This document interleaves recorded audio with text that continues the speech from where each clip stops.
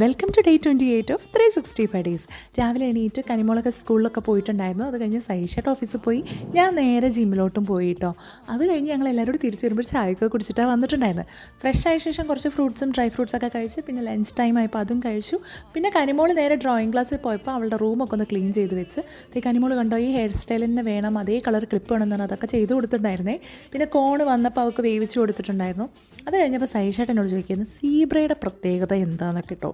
അപ്പോൾ അതൊക്കെ എനിക്ക് പറഞ്ഞു തരുമായിരുന്നു കേട്ടോ. ഞാൻ പറയുന്നത് വിമാനം പോലത്തെ ബുദ്ധിയാണ്, വെയിലും മഴയൊന്നും കൊണ്ട് കളയല്ലേ കേട്ടോ എന്ന് പറഞ്ഞ് കളിയാക്കുമായിരുന്നു കേട്ടോ. പിന്നെ അതിൽ കുറേ എന്തൊക്കെയോ കാര്യങ്ങളൊക്കെ പറഞ്ഞു തരുമായിരുന്നേ. ഞാനൊരു കംപ്ലയിൻറ്റ് ഇങ്ങനെ പൊതിപ്പിച്ചുകൊണ്ടിരിക്കുകയാണ് എൻ്റെ ഫോട്ടോ ഫ്രെയിമിനെ പറ്റിയിട്ട്. അതും കേട്ട് പാവം ഇരിക്കുന്നുണ്ടായിരുന്നു.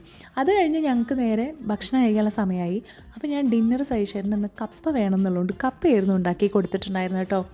അതും കഴിച്ച് പിന്നെ കനിമോൾക്ക് ഇന്ന് എക്സാം ഒന്നും ഇല്ലാത്തതുകൊണ്ട് ഫ്രീ ആയിരുന്നു. അതുകൊണ്ട് വേഗം കിടന്നുറങ്ങി. അടുത്ത നല്ല വീഡിയോ ആയിട്ട് കാണുന്നതായിരിക്കും. Tata bye bye, see U.